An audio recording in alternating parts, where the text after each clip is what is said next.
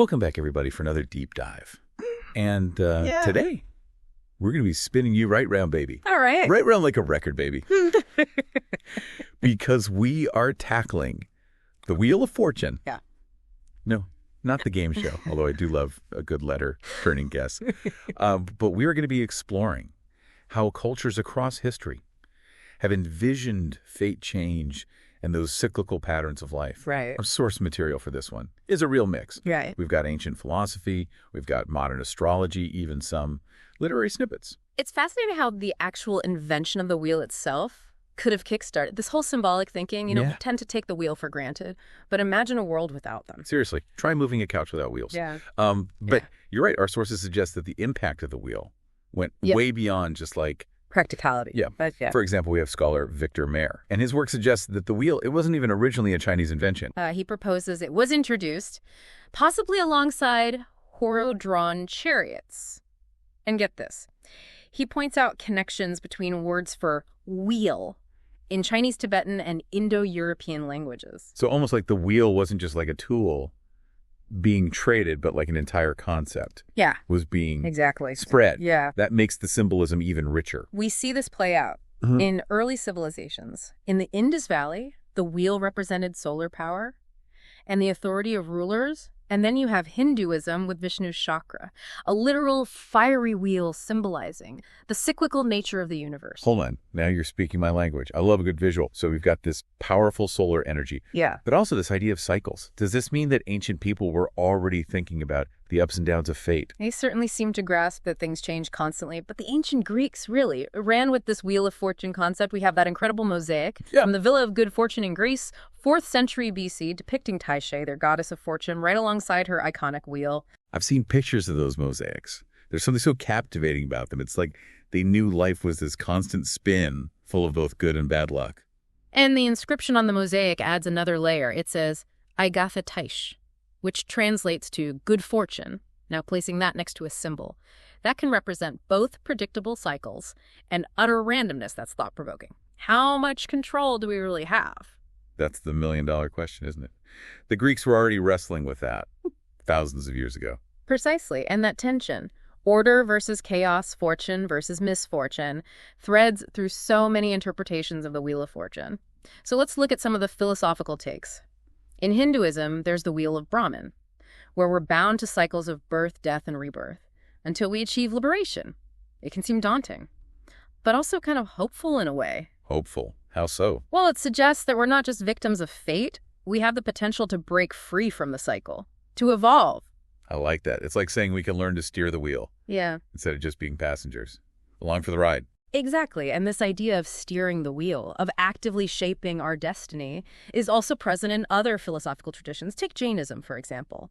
They envision the universe as a stationary wheel that's perpetually revolving. It signifies endless cycles, but with a focus on our actions. So it's like our choices, our actions, Yeah. are what determine the direction of the wheel. Precisely. And then there's Taoism, which views the wheel as this elegant symbol of constant change and transformation, that eternal dance between yin and yang. You know, we can't talk Wheel of Fortune without mentioning its most iconic appearance. In the tarot, Arcanum 10, the Wheel of Fortune.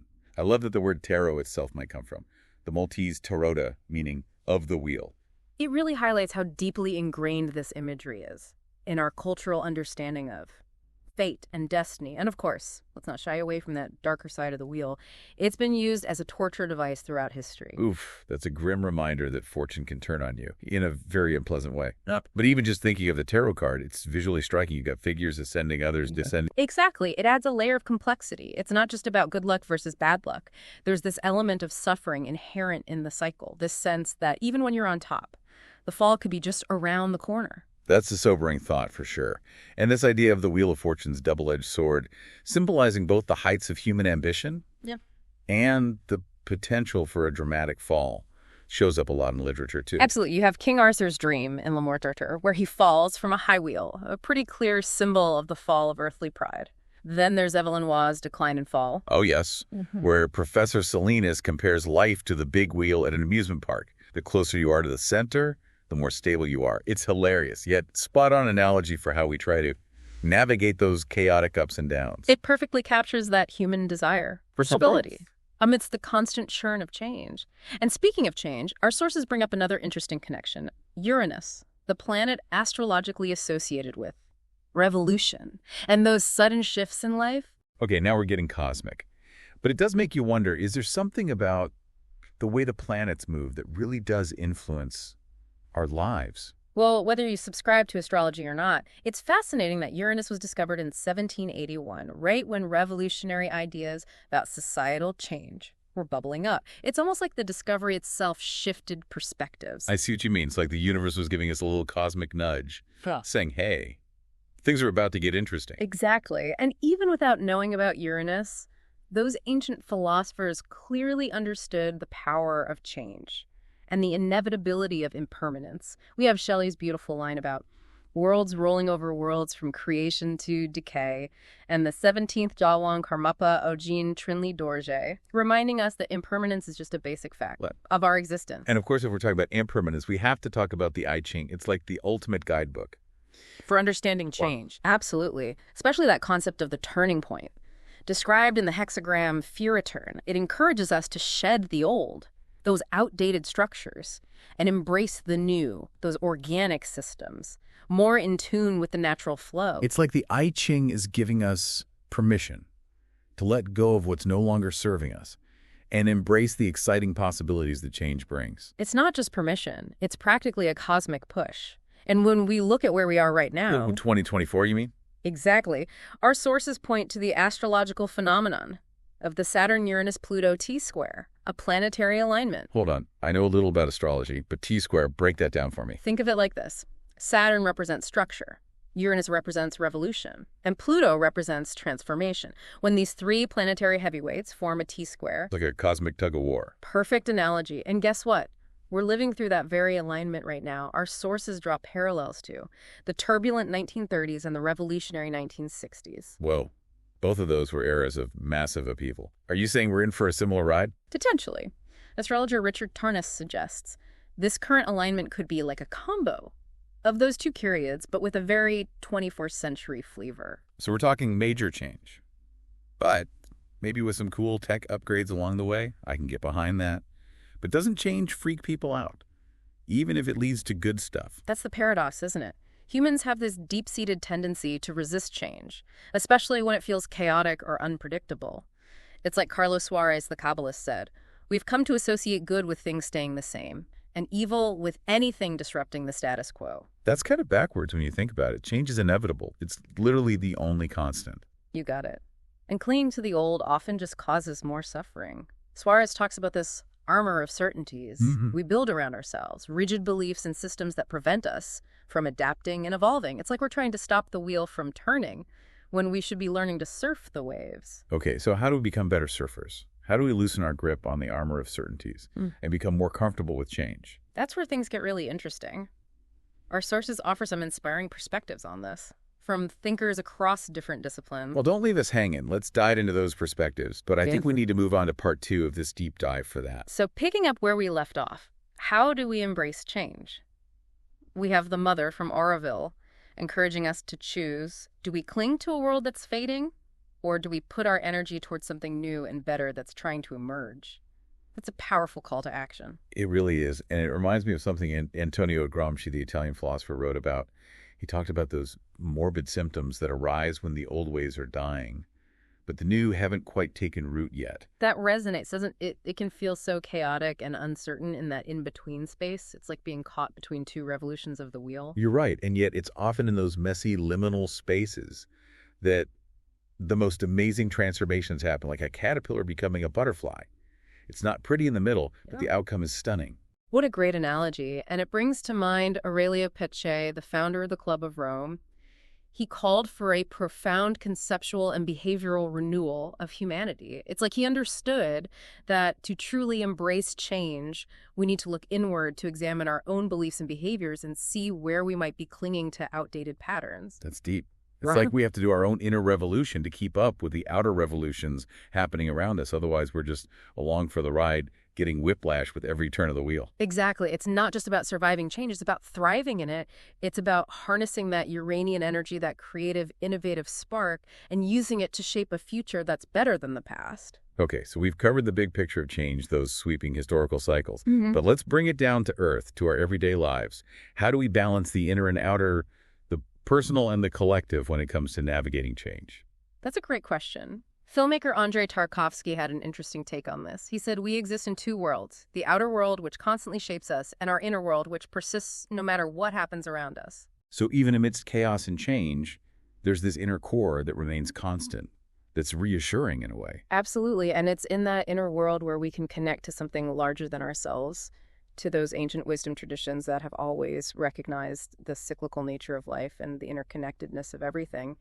Mircea Eliade even suggests that we may be rediscovering those diffuse religious experiences that were once commonplace, but have been suppressed by the dominant paradigms of the modern world. It's like we're being called back to those deeper levels of understanding, to those ways of seeing the world that honor both the individual and the collective. Precisely. It's not just about changing political systems or social structures. It's about deepening our connection to something greater than ourselves, to that sense of the sacred that Erich Fromm said our industrial society has robbed us of. It's about finding new forms of expression, new ways of connecting with ourselves, with each other, and with the planet.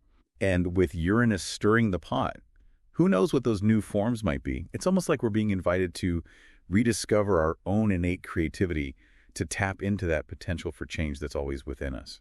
Beautifully said, and it brings to mind John Wyndham's observation that the essential quality of life is living. The essential quality of living is change. That constant evolution, that dance between the fixed and the volatile, is what keeps us moving, growing, and becoming. I love that. So what does all this mean for us here in 2024 as we spin on this wheel of life? Are we destined to repeat the mistakes of the past? Or can we break free from those cycles of destruction and create something truly new? I think our sources offer a powerful message of hope, but it requires us to confront those ingrained patterns of resistance, those fears that keep us clinging to the familiar, even when it no longer serves us. So it's not just about fate, it's about choice. Exactly. Author Philip Pullman put it perfectly when he said, "Every little increase in human freedom has been fought over ferociously between those who want us to know more and be wiser and stronger, and those who want us to obey and be humble and submit." It's like there's this constant tension between the forces that seek to control us and those that want to liberate us. It's a battle playing out on both the individual and collective levels, and the choices we make in those moments of tension, the way we navigate that tug of war, determine whether the wheel spins toward greater freedom and evolution or gets stuck in those same old ruts of suffering and stagnation. So it's not just about spinning on the wheel, it's about recognizing our agency. Yeah. Our ability to influence the direction of the spin. Exactly, and that's where the I Ching's idea of societies of people sharing the same views comes into play. It's about finding our tribe, connecting with others who are also committed to creating a more just equitable and sustainable world. It's about using our collective power to overcome those selfish, separatist tendencies and embrace a vision of interconnectedness and shared responsibility. That's inspiring. So it's not just about riding the wheel, it's about becoming conscious co-creators of the journey. Precisely. And it's about remembering that change, even when it's difficult or disorienting, is ultimately a force for growth and renewal. It's what keeps the wheel turning, what keeps life evolving. It makes those ancient symbols seem incredibly relevant to our lives today. They are, aren't they? They're not just relics of the past. They're living, breathing metaphors that still have so much to teach us about navigating the complexities of life in the 21st century. They remind us that we're all part of something much bigger than ourselves. A grand cosmic dance of creation, destruction, and transformation. And that each of us has a role to play in that dance. Well said. It brings us to that final question posed by our sources. If you were to design your own version of the Wheel of Fortune, what stages or symbols would it include, and what would your creation reveal about your own relationship with change and the cycles of life? It's a powerful question, isn't it? It encourages us to move beyond simply observing the wheel to becoming active participants in its turning. And perhaps in doing so, we might discover that the Wheel of Fortune is not something to be feared, but embraced as a symbol of our own resilience, creativity, and the boundless possibilities that unfold with every revolution. I love that. So instead of fearing the spin, maybe we can learn to dance with it. Exactly. And who knows, maybe we can even learn to lead the dance. Now you're talking, but we've got to wrap this up. Let's move on to the final part of this deep dive. So we've covered a lot of ground in this deep dive, from ancient symbols to modern astrology. But I'm curious, what about our own personal relationship with change? We've talked about these huge historical cycles, but how do we deal with those everyday ups and downs, those unexpected plot twists that life throws our way? It all starts with the inner work author, Susan Griffin, talks about cultivating beginner's mind, that open and receptive state of awareness that allows us to see things with fresh eyes without the baggage of past experiences or preconceived notions. I love that it's like hitting the refresh button on our perceptions, allowing ourselves to be surprised by the world and by our own potential for growth. Exactly. And then you have Buddhist teacher Trinley Norbu, who reminds us that change is ultimately about changing habits, those ingrained patterns of thought and behavior that can keep us stuck in those same old cycles of suffering. He makes a wonderful analogy about a speckled snake and a speckled rope. Okay, a speckled snake and a speckled rope. I'm intrigued. Explain that one to me. So he's talking about how our fears can become so ingrained that we react to harmless things as if they were threats. Just like if you see a speckled rope in the grass, your mind might instantly jump to snake, even if there's no danger. Ah, I see. So it's about recognizing those fear-based patterns and Yeah. consciously choosing to respond differently, like taking a breath before jumping back and realizing it's just a rope, not a snake. Precisely, it's about rewiring our brains to embrace change instead of fearing it. And it brings us back to that Saturn-Uranus-Pluto T-square we talked about earlier. Remember how it highlights that tension between structure and revolution, fear and freedom? Yeah, it's like that inner battle is playing out all the time, that push and pull between wanting to stay safe and wanting to break free. It's a dance we all do. And the more aware we are of that dance, the more skillfully we can navigate those inevitable moments of change and upheaval. It's like that old saying, the only constant is change, but that doesn't make it any easier to accept, especially when it feels like the rug is being pulled out from under us. You're right, it can be incredibly challenging. But astrologer Jeff Jower offers some encouragement. He emphasizes cultivating inner resilience and flexibility, reminding us that even in the midst of chaos and uncertainty, there are breakthroughs to be discovered. It's about trusting that the wheel is ultimately turning in a positive direction, even when it feels like we're spinning out of control. Yes, and remember that image from the artist Sarah Dian. She said, "Art is an understanding of man's reality which always changes." It's a beautiful reminder that change isn't just about destruction. It's also about creation, about the amazing new possibilities that emerge when we let go of the old. So how do we become more like artists in our own lives? Yeah. How do we cultivate that creative spirit that allows us to not just adapt to change, but actually shape it? Our sources point to the importance of imagination and intuition and tapping into those deeper levels of consciousness that Richard Tarnas calls esoteric, mystical, meditative, Gnostic, mythic, archetypal, and imaginative discourses. Wow, that's a mouthful. Wow. But I get what you're saying. It's about reclaiming those parts of ourselves that modern society often dismisses, those parts that connect us to the mystery and magic of life, that spark our creativity and help us see the world in new ways. Exactly. It's remembering that we're not just cogs in a machine. We're creative beings with the power to dream, to envision, and to manifest new realities. It's like we each have our own personal wheel of fortune spinning inside of us, and it's up to us to decide what symbols we want to place on that wheel, what stories we want to tell, and what kind of journey we want to create. I love that analogy, and it brings us full circle back to the Wheel of Fortune as a mirror reflecting our own relationship with change. How we choose to engage with that change, both internally and externally, determines whether we experience it as a force for growth and liberation or as a source of suffering and stagnation. It really is a powerful symbol, and it's been fascinating exploring its many layers and interpretations. It has, hasn't it? And I hope our listeners have enjoyed this spin around the wheel as much as we have. Me too. But before we wrap up, I want to leave our listeners with one final provocative question. If you were to design your own version of the Wheel of Fortune, what stages or symbols would it include? And what would your creation reveal about your own relationship with change and the cycles of life? That's a question worth pondering. It invites us to move beyond passively observing the wheel and become conscious participants in its turning. And maybe even learn to embrace the ride. Exactly, because change, even when it's challenging, is ultimately what keeps the wheel spinning, what keeps life evolving. Well said. So to our listeners, keep those wheels turning and keep exploring. There's a whole world of wisdom waiting to be discovered, a world that invites us to not just understand change, but to become active participants in this ever-evolving dance of life. Until next time, keep spinning.